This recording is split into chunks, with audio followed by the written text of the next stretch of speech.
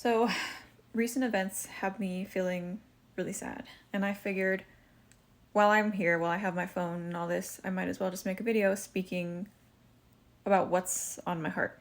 I was reading this post the other day, and I think it might help you, so let me read some of it to you.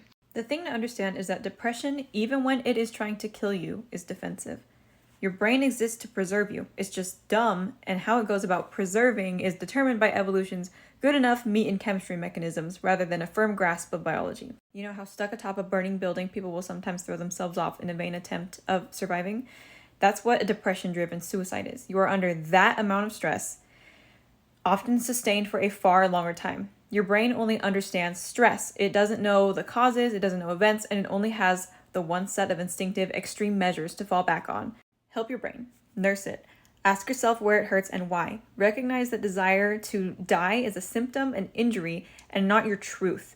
Try to calm it, try to endure it. It will pass. As perverse as it sounds, your desire to die is an expression of how passionately you want to get away from the pain tormenting you, of how much you want to live. Pain is an indicator of us not being where we want to be. And what I mean by that is when we're depressed, usually it's because we don't have the job that we want to have, we don't have the relationship that we want to have, we don't have the appearance that we want to have, things like that. Which it's totally valid to feel upset over all of that. It's so hard to be human. And you need to be gentle with yourself when you feel these negative emotions. While there are some external forces that are just out of our control, there are some things that are in our control. We really have to have some hard conversations with ourselves sometimes.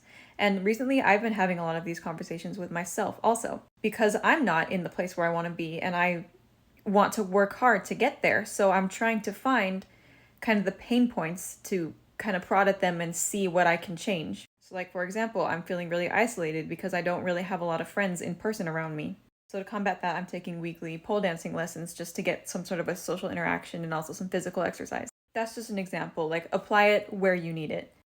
But when we say, I hate myself, it's actually just a cry for us wanting to love ourselves. And the only way to love yourself is to take small steps towards loving yourself. Sometimes that looks like self-discipline, like getting up earlier than you usually would to do more things during the day. Sometimes that looks like eating healthier. Sometimes that looks like doing the task that you've been putting off for a while. Or sometimes it looks like just taking a break and allowing yourself to just do nothing and be lazy. Just know that there are always more options than taking your own life. In case no one told you today, you're important and you are enough as you are.